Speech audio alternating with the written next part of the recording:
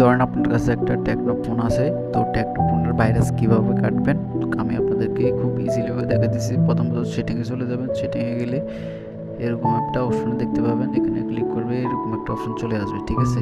তো আপনি চাইলে থ্রি ডটে ক্লিক করে এটা আপনি আপনার অ্যাপস গ্যালারিতে নিতে পারেন। তো অ্যাপস গ্যালারিতে আপনি খুঁজে দেখতে পারবেন।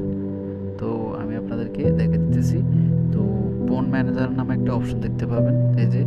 তো এটা হচ্ছে আমার উপরে, আমি জাস্ট আপনাদেরকে দেখা দিতেছি। তো এই অপশনে ক্লিক করবেন।